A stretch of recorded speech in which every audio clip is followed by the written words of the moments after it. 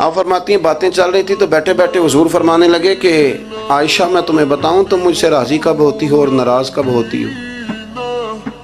کہتے میں نے عرض کی یا رسول اللہ میں اور آپ سے ناراض. فرمایا چل سن تو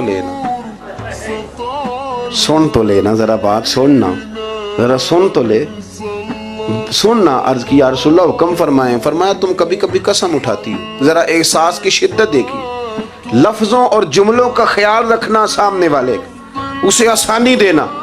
نبی کریم صلی اللہ دیکھیں نا، میں نہیں پرواہ کرتا جی اب بیبیوں کی باتیں کون سنے، میں نہیں پرواہ کرتا جی فلانا تو ان پڑھ ہے، لیکن جو ہمیں حضور نے ذوق دیا جینے کا، جو تسلی دی ہمیں زندہ رہنے کے لیے، جو ہمیں کہا کہ یہ چیز تمہیں جوان کرے گی، ٹھنڈا رکھے گی. نبی کریم صلی اللہ تعالیٰ علیہ وآلہ وسلم فرمانے لگے عائشہ تم نہ کبھی کبھی قسم اٹھاتی ہو. کہ یا رسول اللہ اٹھاتی ہوں. فرمایا جب تم تھوڑا بہت ناراض ہوتی ہو نا کہ کسی اور زوجہ کے پاس وقت زیادہ گزر گیا ہے، تو پھر تم پتہ کس طرح قسم اٹھاتی ہو؟ تم کہتی ہو مجھے ابراہیم علیہ السلام کے رب کی قسم، اور جب تم راضی ہوتی ہو تو کہتی ہو مجھے محمد مصطفیٰ کے رب کی قسم. اور میں مجھے پتہ ہے. جناب عائشہ کہتی ہے میں رو پڑی. میں نے کہا محبوبہ بات بالکل اسی طرح ہی ہے، لیکن قربان جاؤں یہاں تک خیال رکھتے ہیں آپ.